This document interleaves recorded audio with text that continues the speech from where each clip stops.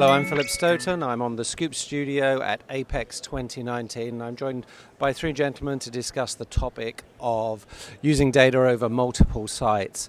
We've got Ranjan from Cimetrix, Oren from Mentor, a Siemens company, and Jason from Aegis. Thanks very much for joining me, guys.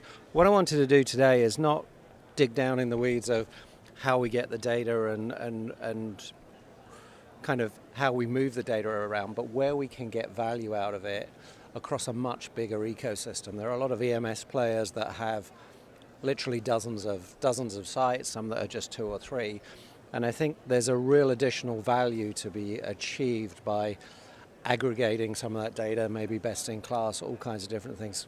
Ranjan, I know when we have talked about this in the past, you've had some experience in the semiconductor industry where this has been done really successfully. Start by telling me a little bit about that.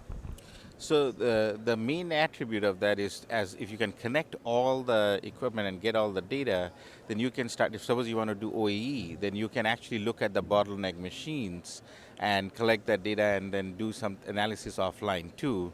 So the key to the whole attribute of this is you want, if some things are missing in the middle, then you can't really put the whole picture together, right? So in order to put the whole picture together, you get all the data, and now with the cloud analysis, you can actually store some aggregated results off-site, which can then be analyzed like a needle in the haystack. If 6 months later you have a problem, then you can go look at that. You don't need to store all the real-time data, but you can have some aggregated results that you can analyze. Yeah.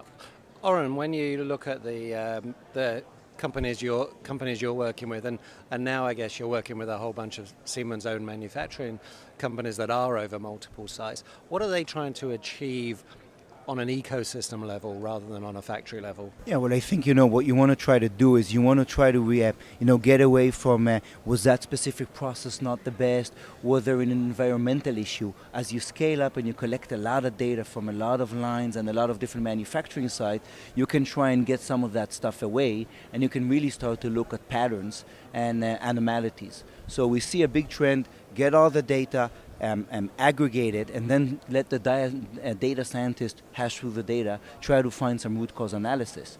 The other thing I see coming from our customers is they expect, us, Jason, these kind of people to come and provide them with some already insights, about what we've seen in other. So not everybody wants to, build a group of 5 data scientists and go through all the data. They want us to have already run some machine learning algorithms, have looked at the data, get their data collected, and then come and look for those same patterns that we have found in other cases. Yeah. So that's probably what a lot of customers are waiting for: aggregation, but then also the context, the processing, the process know-how. Because if you just look at the data in a very bare format, you can find a lot of things, but what does it mean? So if you can bring that process know-how and see what you've found in other places and look for it, you can really bring them a lot of.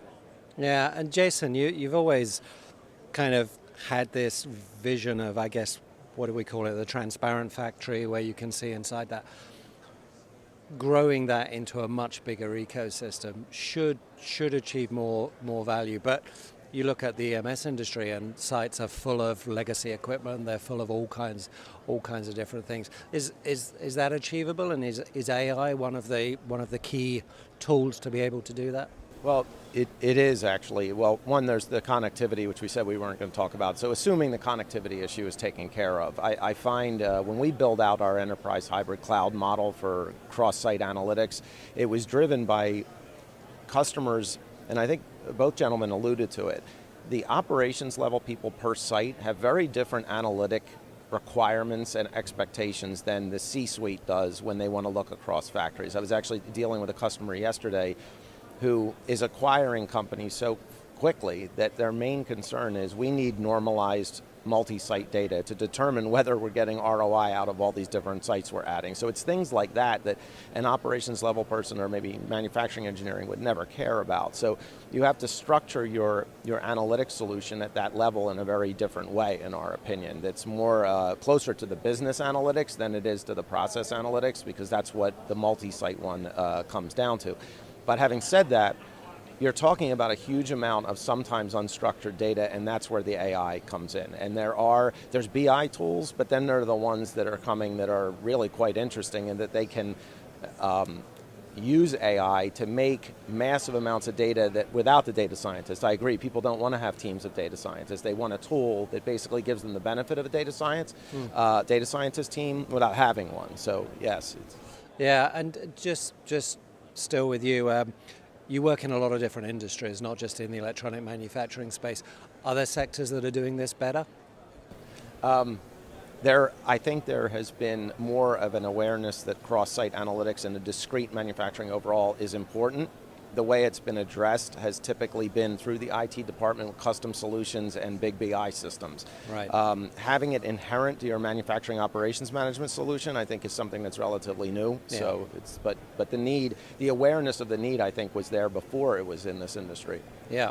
Ranjan, when you look at it from your background in the semiconductor industry, it's kind of interesting in the software area in that it's invested massive amounts of money in their version of MES. You've seen instances where there are literally thousands of machines, tens of sites being connected. How successful has that been, and where has that added value? So the key to that is like doing it at scale. So what they did is that they put it in the purchasing space. These are the things that I want to collect. This is how I want to do this. And then they have a standard way to integrate it, and then a standard way to collect all the data and show it in a dashboard. So that's, I think, where they have the benefits is now they have moved all their effort from the bottom part of integrating the data to actually using the thing. To their factories are the most expensive, most sophisticated. They cost $12 billion. Each machine could be $200 million. So they don't want anything to be sitting. So you gotta get them all working for your product as soon as possible, and that's why and each wafer, the 312-inch wafers, I mean, sometimes they would be worth more than a few $1 million each. So you want to collect all the data, and you don't have time to do all the analysis up front. So then you have to connect them at scale and then analyze them later, right? So they have put the infrastructure to do that together. Yeah, and what can we learn from that? I mean, you mentioned the idea that in capital equipment or in CapEx purchase, it's already specified. It's almost like saying, I'm not going to take your machine unless it's got some protocol for collecting data. Is that something we need to see in this industry? Yeah, I think so. I think it'll be good to have a way where it can be the vocabulary that this is like a keyboard in a computer, right? That you don't specify a particular keyboard, it comes with it. That's how I think it needs to be, where the connectivity and the ability to get data is an integral part of the personality of the machine. Yeah. Right? Yeah. So it is like a nose or a ear, and then you just have it. These are 5 senses that exist, and then once you put it in a line, you start collecting the stuff, interacting with the machine, and then doing what you need to do with it. Yeah, that's really interesting, and I kind of look back at discussions we've had probably over the last 5 years, and I don't know how many times I've used the term Industry 4.0 ready or smart factory ready, and I am just amazed that there isn't a sticker that you can put on a machine.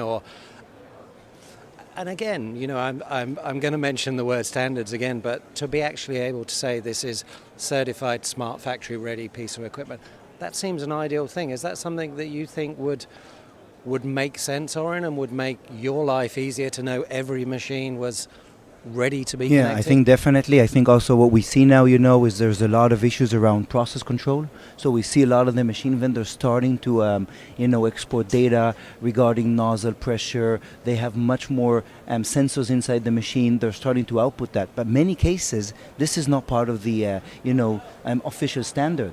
They dump it into some secret file. They have it in the machine. So when you start going into some of these more, interesting things, and you want to look at the correlation, and you want to see, for example, was the vacuum in the nozzle really attributed to some of the defects, you start seeing that, not all of the machines provide it. It's provided in a very different way. In some cases, it's some secret file where it's kept.